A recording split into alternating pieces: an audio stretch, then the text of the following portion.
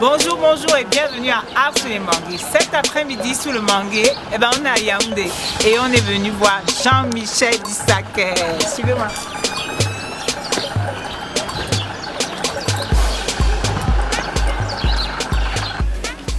Bonjour.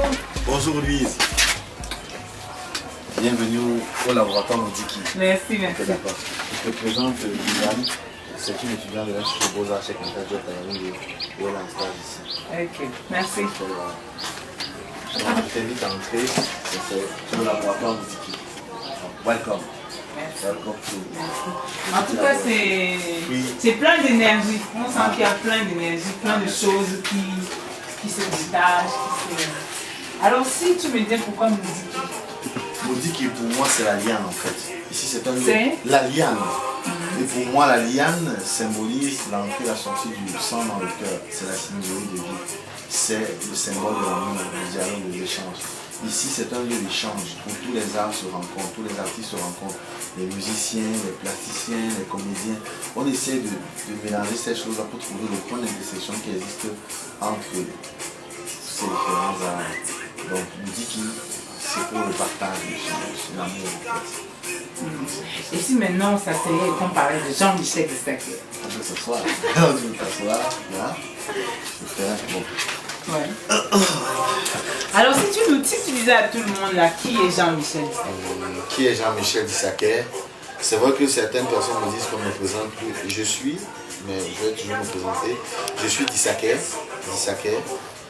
artiste plasticien de nationalité camerounaise. Et je suis fils d'architecte et petit-fils de chef traditionnel.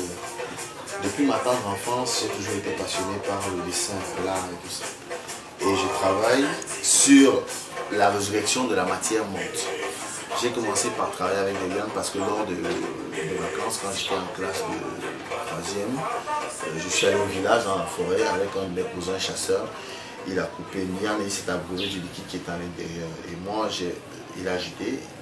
Et moi j'ai ramassé la liane, je l'ai tordue autour d'une barre de fer, je l'ai abandonnée sur le grenier de ma grand-mère. Et je suis revenu, j'ai continué à faire mes études. Et quand je suis revenu après, un jour ma grand-mère me dit, tu as laissé quelque chose ici sur mon grenier. Et quand je récupère la liane, elle avait épousé la forme, c'est-à-dire que le fer lui imposait déjà. Donc, et après, j'ai eu mon bac D, mathématiques, sciences de la Terre, je suis allé à l'université faire 2 ans, bon, en faculté de sciences économiques, gestion appliquée. Mais un matin, j'ai décidé d'interrompre mes études universitaires. Je suis rentré vivre dans la forêt sacrée d'Abenga parce que j'avais vu que les lianes avaient été décimées, la forêt avait été détruite, les arbres étaient abattus et que ça jouait en fait, ça se ressentait, la population ressentait que le climat dans le village était en train de changer. J'ai donc décidé de collecter ces lianes, prélever ces matériaux-là et poser une écriture du plastique. J'allais dans la forêt, je vivais dans l'eau, je dialoguais avec les arbres, je dialoguais avec la matière et tout ça. Je suis allé carrément apprendre dans la forêt. Et quand je suis sorti de là, je suis sorti avec Ebogas qui était ma toute première expo. Quand je dis toute expo, c'est vrai que j'ai fait des expos à l'avance et tout ça. Mais je considère Ebogas comme la première, c'est-à-dire le premier. Et ça, c'était quelle année ça? Ebogas, c'est 2008-2009, notamment présenté à Bali, au Sanctuaire Initiative La Pamba, dirigé par Valère Épée, en 2009. Mais c'est vrai qu'en 2008, j'avais présenté Ebogas à Yaoundé au CLAC, sur le haut parrainage du professeur Ebenezer Njomole. Et Ebogas, pour moi, c'était le cri de la forêt. Cette forêt qui était détruite par l'homme décimé, qui était en train de se faire envahir par la ville à un moment donné. Et après Ebogas, j'ai écrit Link pour parler de l'Alliance ou interdépendance environnementale. Je parlais d'équilibre. Je me suis rendu compte que le fait qu'on détruise des forêts ici en Afrique, les populations un peu de part et d'autre dans le monde pouvaient ressentir ça. Et dans Link aussi, je mettais en avant les éléments de communication, l'arbre de vie, le rapport que l'homme a avec son environnement, son écosystème et tout ça. Et après Link, j'ai écrit Palabre écologique, qui était présenté au Danemark en 2013-2014, sur l'invitation du comte de Knut Adam, Christopher von Knuth. Et Palabre écologique, c'était pour essayer de faire dialoguer la nature et la technologie, trouver le point d'intersection, la notion d'équilibre. Je suis passionné par ça. et passionné aussi beaucoup plus par la notion de l'ombre d'or. J'aime beaucoup les équilibres, donc en fait c'est un peu ça. Et j'utilise beaucoup plus aussi le matériau de récupération parce que ce matériau me renseigne, me donne exactement la couleur de la société dans laquelle je suis inscrit à un moment donné. Pour savoir qui je suis, je dois savoir, on doit aller peut-être dans ma poubelle pour essayer de prélever les emblettes, c'est-à-dire prélever un peu ce que j'ai pu rejeter de ce que je consomme en fait, la consommation. Et aujourd'hui, je suis à la quête je me demande qu'est-ce que l'homme va devenir, qu'est-ce que l'humain va devenir, parce qu'en fait, on assiste carrément à la déshumanisation de l'homme est en train de muter, nous transformons et tout ça. Et je me demande, est-ce que je voudrais que l'humain puisse, que l'humain ne perde pas son âme, même si là nous sommes en train de devenir des humanoïdes, on pense introduire les puces électroniques sur le corps de l'humain et tout ça, mais nous n'allons pas tous devenir des robots parce qu'il y a ce qu'on appelle la programmation. C'est vrai que l'univers, l'humanité est programmée, tout est programmé, mais il y a des choses qui nous échappent, les chiffres nous échappent, parfois la lettre nous échappe. Parce que ce n'est pas seulement du chiffre, mais qu'est-ce qui va au-delà du chiffre, qu'est-ce qui va au-delà de la lettre, qu'est-ce que ça nous suggère en fait. Donc je me qualifie comme un explorateur, je suis un artiste contemporain et j'ai toujours essayé d'associer la peinture à la sculpture. Je n'ai pas voulu, c'est pas un choix, mais j'ai juste observé ça dans la nature. Je suis allé dans la forêt, j'ai vu que les arbres, sur les arbres il y avait des harmonies, malgré le fait que ces arbres soient parfois tordus, il y avait un certain rythme et j'ai beaucoup appris dans la forêt. Et quelles ont été tes influences?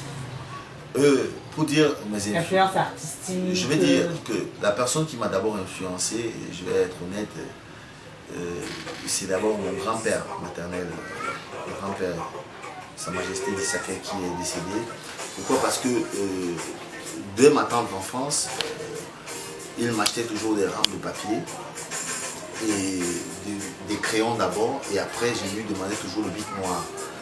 Parce que je vais dessiner avec le bic noir et je faisais des dessins.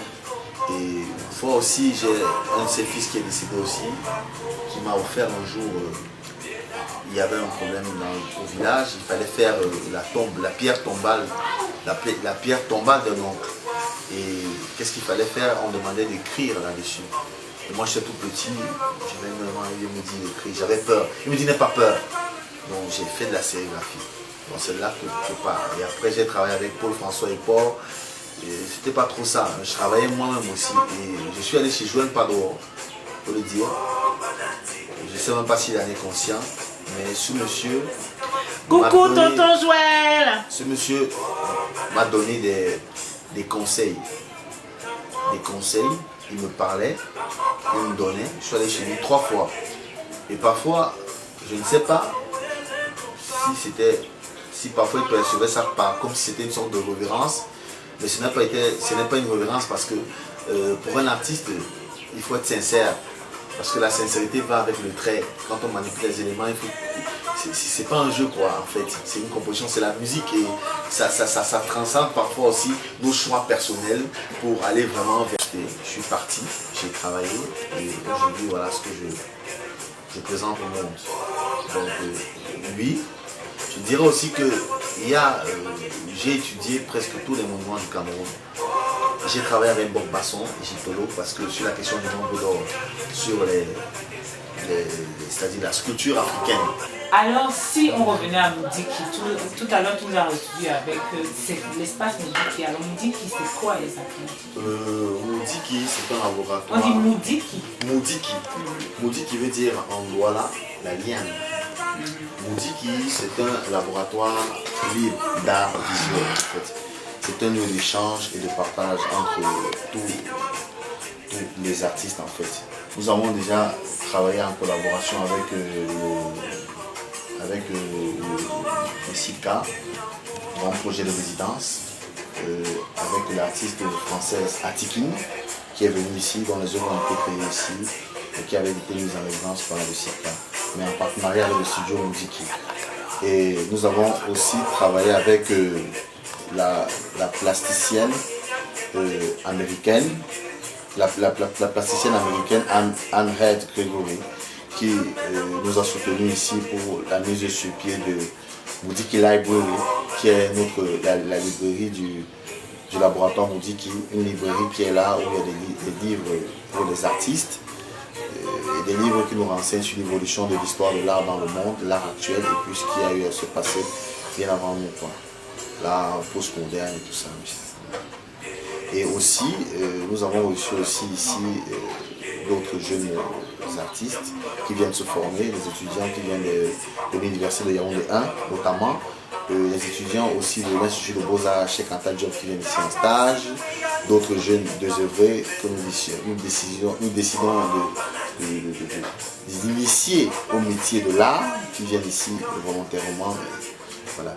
Et nous avons aussi reçu la plasticienne et en même temps commissaire d'exposition Marriott Sheldon, qui est une américaine de la Caroline du Nord, avec laquelle le studio nous dit qu'il entretient des très bons rapports. Donc c'est un laboratoire.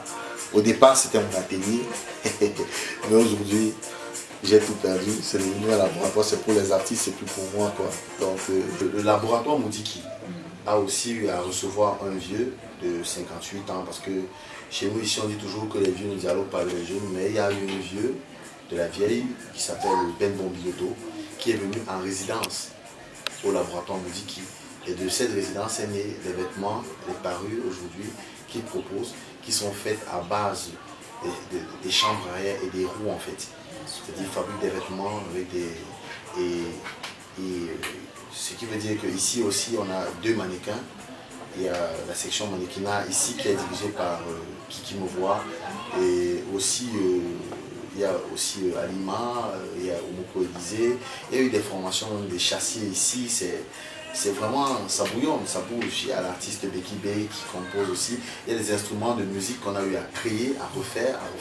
C'est-à-dire, je vais un peu vous présenter ça par exemple. Ça a été fait ici avec calebasse recyclée et tout ça. Donc, dans le cadre du projet de Robert of Nature et tout ça. Donc, c'est vrai que ici on essaie on explore. Il y a aussi un autre jeune là qui a eu son bac, un bac D, mais il a décidé de venir nous suivre dans notre folie ici là. Il s'appelle Camden Florian, mais son sobriquet c'est Zerber, il se fait appeler Zerber, donc il est aussi là. Donc c'est le laboratoire nous dit que c'est comme une sorte de famille. Aujourd'hui nous sommes connectés à Marseille par l'artiste Atikin. Nous sommes connectés à Caroline du Nord aux États-Unis aujourd'hui par la plasticienne Anne Grégory et Marriott Sheldon. Donc nous avons notamment des projets d'exposition internationale là-bas et tout ça. Donc je n'ai pas pensé seulement à moi, mais j'ai pensé au Cameroun aussi, à ma terre natale que j'aime bien, le Cameroun. Et Moudiki, en fait c'est la liane en fait, c'est-à-dire le partage. On a même reçu Eliane Bichoka ici, on a reçu une autre jeune aussi, Sansan Label et tout ça. On a reçu plusieurs artistes. Sonia du coup même est parmi les pères fondateurs de cet espace, parce qu'il a préparé son exposition ici, Yotoba Mundi. Il y a actuellement même nous avons un résident ici, un résident Timothée Bekamba, l'assistant de... Tout le monde sait que c'est l'assistant de Joël Fado et tout ça, donc il a une résidence ici à un moment donné. Donc, vous aurez l'occasion de voir ses travaux. Mais est-ce que cet espace va quitter le studio, le laboratoire, pour arriver à un lieu où les gens pourront venir visiter? Oui, c'est vrai que pour le moment, nous ne sommes pas financés, nous ne sommes pas subventionnés, nous travaillons avec nos fonds propres et un jour, c'est vrai que nous venons d'acquérir l'espace. Et ça, c'est en plein cœur de Yaoundé. Nous venons d'acquérir l'espace. L'espace nous appartient déjà avant, ça ne nous appartenait pas, mais le studio Moudiki, nous sommes devenus propriétaires du studio Moudiki. Mais maintenant, quand nous aurons encore des moyens, nous allons essayer de voir si nous pouvons étendre un peu vers l'altitude pour avoir une salle d'exposition, peut-être en bas ou au-dessus, je ne sais pas qui c'est. Donc, que ce ne soit pas seulement dans le cadre de création. Il y a par exemple Henri Bela qui s'en chargera, il y a Martial Léa qui est ministre et ils travailleront là-dessus, parce que moi je suis un artiste, je ne pourrais pas faire le travail des autres. Franchement, c'est très difficile de créer, c'est pas facile. Dans mes voyages et tout ça, il faudrait que les autres fassent aussi leur part. En fait, c'est une génération ensemble. Oui, voilà. Et il faudrait aussi que l'art soit respecté au Cameroun. Parce que nous devons écrire l'histoire de notre pays. Et à travers l'art, nous devons vraiment faire à ce que l'art soit respecté. C'est un peu ça aussi notre objectif. Quoi. Ok, merci. Alors, on va vous dire ciao, ciao, ciao. On va vous dire de liker, de partager la vidéo. Ciao, au revoir. Au revoir, ciao. Merci, Ars Lumani.